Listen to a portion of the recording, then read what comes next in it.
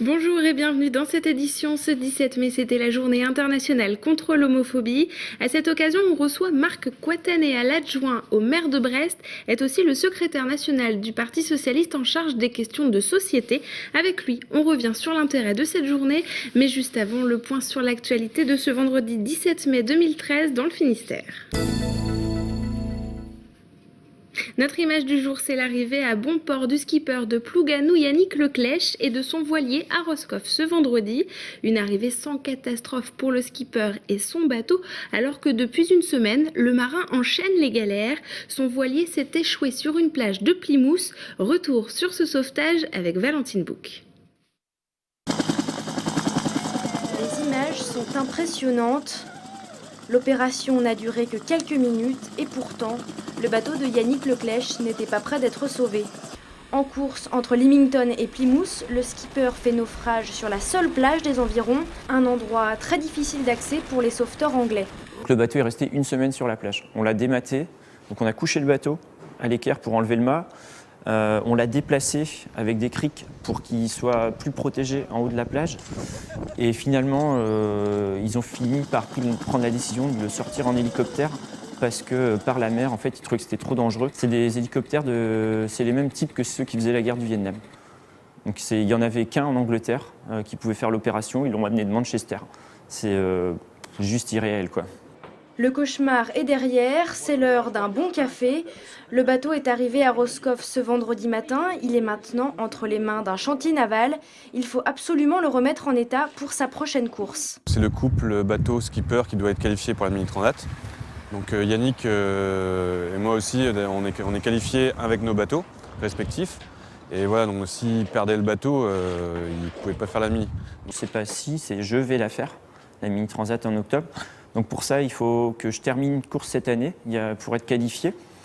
Du coup, ça va être un peu la course contre la montre parce qu'il ne reste que 3 épreuves. En octobre, Yannick espère bien faire partie de la Mini Transat au départ de Douarnenez, direction la Guadeloupe.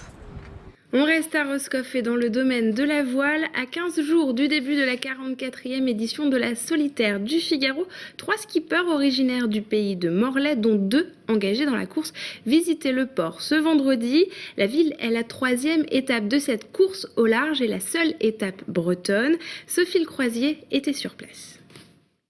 Armel Lecléache, Jérémy Bayou, Nicolas Troussel, 3 ambassadeurs de marque réunis au port de Roscoff ce vendredi. Il n'en fallait pas moins au vu de l'événement qui approche. Dans un mois tout juste, les pontons seront pris d'assaut par les 42 bateaux de la Solitaire du Figaro. Roscoff peut se vanter d'être le seul port étape breton. J'avais toujours dit que le jour où il y aurait la Solitaire qui passerait en baie de Morlaix et qui s'arrêterait en baie de Morlaix, je serais présent. Donc cette année, c'était l'occasion, avec ce nouveau port de plaisance à Roscoff, de participer à la Figaro. C'était revenir après 2 ans d'absence. Je pense que si nous, on est arrivé au résultat auquel on est arrivé, c'est parce qu'on a appris à naviguer dans ce coin-là, qui est vraiment un coin pas facile. Et donc, si on rajoute une capacité portuaire facile dans ce coin pas évident à naviguer, je crois que au niveau course au large, ça va vraiment faire progresser tous les gens du coin. Tout va être mis en œuvre pour aider au développement de la course au large et de la régate en général, donc c'est magnifique pour ici et après c'est aussi bien intéressant de voir toutes les perspectives que ça ouvre et puis et le dynamisme que ça va entraîner. Les skippers arriveront le 15 juin prochain pour 5 jours d'escale au port, l'occasion de tester ce nouvel outil attendu depuis près de 25 ans à Roscoff. Notre chiffre du jour, 850, c'est le nombre de voitures anciennes rassemblées ce vendredi à Brest pour la 33e édition du Tour de Bretagne. Et pour la première fois, cette édition se déroule exclusivement dans le Finistère. Ces 850 voitures vont durant 3 jours se balader dans le département. L'arrivée de ce Tour de Bretagne est prévue lundi à Fouesnant. Et à noter que le plus vieux des bolides présents date de 1906. Et puis plein phare sur une nouvelle danse, la Zumba Vote. Elle sera présentée ce week-end en première mondiale lors du festival La Vie en Rose à Douarnenez. Les entraînements s'enchaînent avant le grand soir et Valentine Bouc a rencontré les danseurs. La Zumba Vote, une invention originale pour un festival tout aussi délirant. La vie en rose à Douarnenez laisse place à la danse. Et quelle danse! Un mélange de zumba et de gavotte traditionnelle. L'idée, c'est d'amener des gens à faire des choses qu'ils n'ont pas l'habitude de le faire. Et si c'est d'une manière ludique, c'est tant mieux, quoi. Et c'est là qu'est née l'idée de la Zumba Vote, de faire un mélange d'une danse individuelle et d'une danse collective, la Zumba se faisant toute seule et la gavotte se faisant par contre attachés les uns aux autres. Le costume, c'est le côté classe de la chose, hein. On ne peut pas se permettre de passer inaperçu en faisant des choses comme ça, donc 2-3 couleurs saillantes. C'est pendant le fest-noz du samedi et du dimanche soir que la Zumba Vote se dansera. Ce ballet se fond parfaitement dans l'ambiance de la vie en rose. L'esprit du festival, c'est les fanfares, les arts de rue, Batucada. Vu que c'était l'initiative d'un fanfare à bout de souffle l'année dernière, il y avait beaucoup de fanfares qui étaient venus pour l'anniversaire. Et le reuse, c'est une spécialité dorneniste, quoi. On avait envie d'avoir une fête populaire de qualité, vraiment implantée dans à Douarnenez, localement. Et les danseurs ont vu les choses en grand. Une vidéo circule sur internet pour tous les férus qui veulent apprendre la Zumba Vote. L'idée, c'était qu'on perde le moins de temps possible le soir du fest-noz à apprendre aux gens à danser. Donc on a créé un clip qu'on trouve sur YouTube qui permet de s'entraîner à danser la Zumba Vote. On n'est pas à l'abri de voir dans un fest-noz prochainement des gens s'amuser à faire de la Zumba Vote comme ça. Qui sait, un jour peut-être la Zumba Vote fera partie des danses bretonnes incontournables. Ce 17 mai, c'était la journée internationale contre l'homophobie. Pour en parler, on reçoit Marc Quatanea. Bonjour. Bonjour. Alors je le disais, vous êtes le secrétaire national du Parti socialiste en charge des questions de société. Et on vient de l'apprendre, le Conseil constitutionnel a validé la loi sur le mariage pour tous. C'est la fin d'un long débat. Je l'espère. En tout cas, le Conseil constitutionnel a considéré que la loi était conforme à notre Constitution. C'est une très belle journée, en réalité, pour l'égalité face à l'intolérance qui s'est déchaînée quand même pendant ces mois de débat. Je suis, moi, très heureux que le Conseil constitutionnel valide ce qui a été porté par nos parlementaires. C'est à la hauteur et à l'honneur de notre République que d'offrir le mariage et l'adoption pour tous les couples. Alors justement, à quand le premier mariage pour tous dans le Finistère ?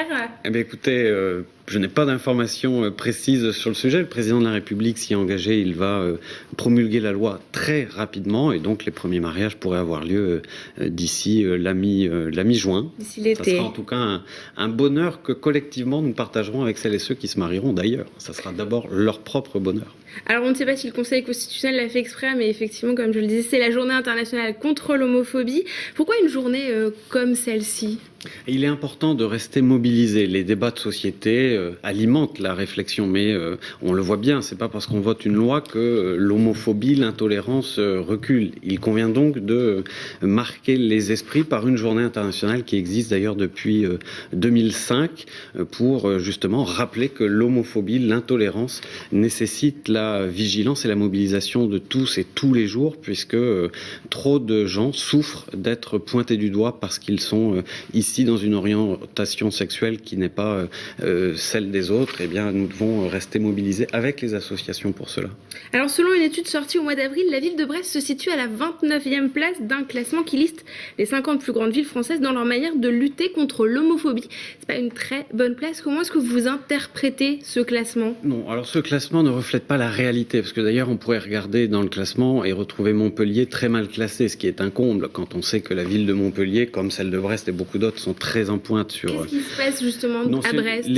Les critères qui ont été retenus pour classer les villes n'ont pas été réactualisés en réalité depuis 2 ans, ce qui fait que sans être interrogés sur les politiques que nous menions et le soutien actif que nous voulons apporter aux associations, ait pu être réactualisé. Voilà, il n'y a pas de problème, je veux vous rassurer et rassurer celles et ceux qui nous écoutent, il n'y a pas de problème sur ni Brest ni le département du Finistère. Les politiques de Brest ou du Finistère en termes de lutte contre l'homophobie ?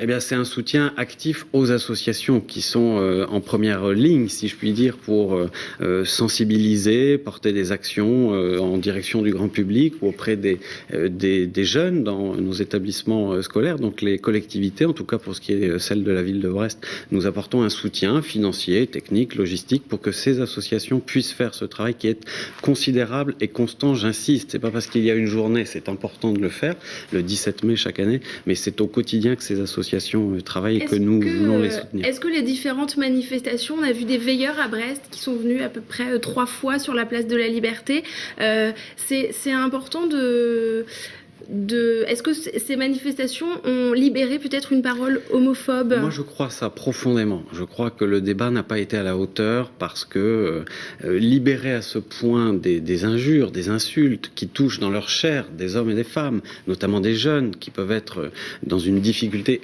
propre d'acceptation que la société, ou qu'en tout cas une partie de la société leur renvoie des messages aussi brutaux, n'était pas à la hauteur du débat. Et je souhaite en tout cas que cela cesse maintenant que la loi, votée par les parlementaires, est inscrite dans les tables de la République, et bien que le débat s'apaise enfin et que nous puissions passer à autre chose et ne pas attiser encore plus les tensions. C'est inutile et ça n'apporte rien à personne en réalité. Merci Marc Coatanéa d'être venu répondre à nos questions. Merci à vous. Merci à tous de nous avoir suivis. On se retrouve lundi. Bon week-end sur TVO.